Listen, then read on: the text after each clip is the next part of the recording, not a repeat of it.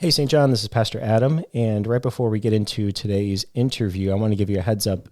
I sat down with the principal at St. John's, that's with an apostrophe S, in Marysville. He is Rich Rausch, and he's been here for about as long as I have, I guess 7 years. And we just kind of talked through things from the perspective of being a principal of a Lutheran day school, but also being our sister congregation and about 25 minutes away. What does that situation look like if we were to have an elementary school here? Would there be any sort of competition? But also, Rich is going to give us some perspective of some of the operations, what are some of the considerations, and even some insights on, how do some of the finances work with having an elementary school. So I hope you find this interview interesting, and I'm sure you could always reach out to Rich, and he'd be glad to answer questions you may have. So thanks. Enjoy the interview. Hey, St. John, this is Pastor Adam, and I'm here again for another one of these sit-downs and talking about the motion that's been put before the congregation about hiring a school planter / principal, and to look ahead about having an elementary school at St. John. And so today I brought in a guest that I thought would give us some perspective on an elementary school at St. John, but this is the principal at St. John's in Marysville, and I have a Rich Rausch with me. Rich, how you doing? Good to be with you today. Hope I can provide some insight onto what we're doing and what could possibly happen here at St. John Dublin. Yeah, glad to have you here. And one of the first things I learned when I came to St. John was we are the ones without the apostrophe S. That's right. And you guys have the apostrophe S at St. John's. That's right. Hopefully we'll keep that straight in our discussion today. So Rich, how long have you been in the principal at? This is year 7 at St. John's. Okay, so we basically started at the same time then. Yeah. So yeah, I've been here about 7 years as well. Awesome. Yep. Why don't you tell us a little bit about yourself? Sure. So from a church perspective, I was baptized at St. John's in Marysville, went through the 3rd grade, and then my parents were divorced and I moved and wasn't back in the area for quite some time. Went to undergraduate and graduate school, and then came back and was teaching in the area in a couple of the schools that are pretty sought after in our area. And my daughter was in preschool, and I felt the call to go to St. John's when she was there in preschool, and here we are 7 years later. So you have a connection with Lutheran schools pretty much through all your life, it sounds like. I know you've been aware of some of our efforts here with our exploratory committee. I reached out to you probably a while back just to mention this to you, and part of it was to say, hey, we're not looking to compete with St. John's Marysville, but just to kind of get some of your initial support. And we even had you come out to interview with our consultant through the Genesis study. And I think it was you and a few of the teachers from... It was myself and Alex Blewett, who's our preschool director. Yeah. And why agree to be part of those interviews? So what was that like? Sure. I just thought if the opportunity was there for more kids to hear about Jesus, then, if that's something you guys were thinking about, that I wanted to try to help in that process to help you understand what it takes to run that school. That's the biggest reason. So you said you've been the principal at St. John's Marysville for 7 years now. What do you see as the benefit of Lutheran schools? Why be the principal at one of them? Sure. I think the biggest benefit is giving kids a Christian worldview. We have lots of awesome schools that are around us in Central Ohio. We've got Marysville and Fairbanks, Jonathan Alder, which are great public schools, but they don't have Jesus. And I think being able to teach kiddos about him. For instance, this morning I had a little kiddo in a discipline interaction, and we reconciled the situation. I said, well, why are you forgiven? I didn't beat him over the head with the law. We talked a little law, but the gospel was probably more prevalent, and we handled the situation. And for me, that's one of the bigger reasons why it's different than the public school. I get to come out every so often and help lead chapel at St. John's, and that's always a lot of fun to have, all the classes there together to sing, to pray, and we usually kind of catch up with each other and just see how things are going. I had Kevin Kreutz on at one point to talk about just the larger district and just Lutheran schools in general, and asked a little bit about his viewpoint of what's the position of our Lutheran schools, especially going through the pandemic and whatnot. Maybe could you tell us, how is St. John's doing Sure. as an elementary school? Yeah, through the pandemic, we took the stance we were going to do whatever we could to stay open. We were shut down initially right at the beginning, but then afterwards we brought kids back in full. We took some precautions with masking and distancing. We saw some growth because of that. People wanted to be in school, and our enrollment went from about 180 to about 210, which is about where we stand now. in our K through 8, and our preschool actually dropped a little bit, 160-ish down to 120. But those kiddos didn't have to be in a school. I think that's what we attributed that to. But we're now pushing the 150, 155 mark again, so we're getting back to where we were. But overall, I just think people wanted to be in school, and again, it was an opportunity for us to witness to them and to share the love of Jesus with them. Wonderful. And so you said your enrollment's about 210 right now? Right. Now, every so often, we'll have members from St. John in Dublin attend St. John's Marysville. And I think right now we have one member. And that's something I just kind of noticed in my time here is we don't have a whole lot of kind of sharing of our members. And maybe just because of the distance or just, unless you're going to Marysville, while you're driving out there sort of thing. Correct. Is that kind of your... I would agree. I think we're just far enough apart where people don't drive. We do have a couple staff members that live in Dublin. We do have a couple other families that live right on the outskirts of Dublin, but it's on that northwest corridor side where it's a little bit easier to get to us. The only other occasion would be where someone does work maybe in Marysville and they're able to drop their child off, when they're coming to or from work.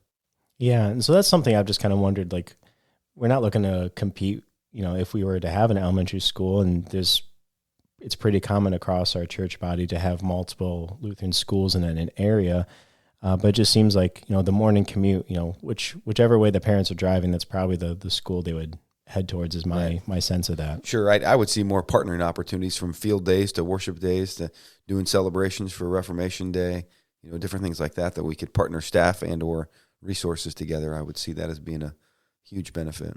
Yeah, that'd be awesome. And we'll just have to make sure our apostrophes and S's are correct. That's right. Yeah. That's right. And that's the kind of thing I love is the camaraderie and the teamwork that comes with just Lutheran schools. I grew up in an area in Michigan where, your entire sports league was just Lutheran schools. And you got to know the different kids in schools, and you fed into the same high schools, and it's neat to have those partnerships. Right. Yeah, that'd be a dream one day. I know we're in the process of looking at building, and a lot of our families say, well, when are you going to have a high school? That's always been a dream of mine to have a Lutheran high school. I think that would be awesome, and another elementary school sure would help to provide that. So you're out in Marysville, and you're not like in the downtown area of the old downtown. You're not right off of 33. You're down Scouts Lawn. There's a lot of farms and a bit pretty rural. A pretty rural area. And so where are your 200 students coming from? Yeah, I would say approximately 55 to 65% come from Marysville, and then 30 to 35% come from the Fairbanks district, which is rural areas. There's a couple small little towns that feed into Fairbanks.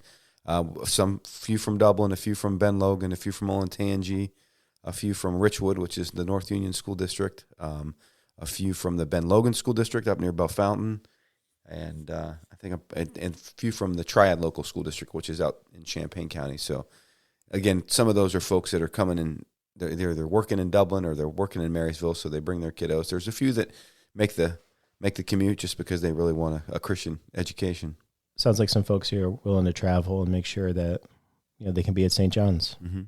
Especially being a principal, and the motion being here at the congregation to consider about hiring a school planter or principal. What do you think are some of the responsibilities or the duties that this potential principal will need to do to look at starting up an elementary school? What comes to mind for you? I think they need to, first of all, get to know the congregation. And second, they would need to get to know the local community to understand where they were going to draw students from initially. The finance piece is big, understanding whether they're going to be chartered or non-chartered through the Ohio Department of Education. There's some funding that goes with that. There's also a few caveats as far as things that you have to do that you wouldn't normally do otherwise. Maybe this is getting a little too in the weeds, but St. John's, you're a tuition-based school, and yet you also get some of those funds from the state. How does that work out, or just kind of a broad, big picture of that? So broad-based, you look at your student enrollment. We have what's called our ADM, our average daily membership, that drives funds for a few different things. One called administrative cost reimbursement. So that's anything that our teachers do that's non-religious related, lesson planning, bus duty, lunch counts, things of that nature. And that's not a huge piece of money, but it factors into kind of what we call our third source funding. So you'd have to look at the support from the church, the tuition, and then third source funding, which is a big arm that's been talked about a lot in Lutheran circles lately. We don't want to drive tuition up too high, so we've tried to understand how can we get some more third source funding. Back to the state funding, you also have something called auxiliary funding, which is given per pupil. That's driven through the local school districts, and you can have the option to get that money. But again, that goes into your operating budget. So I guess in general, the big thing is to understand the finance piece of it. I know a little bit about auxiliary funds because Rachel is our clerk. Is your clerk, and Right. so she's employed by Fairbanks School District, Correct. right?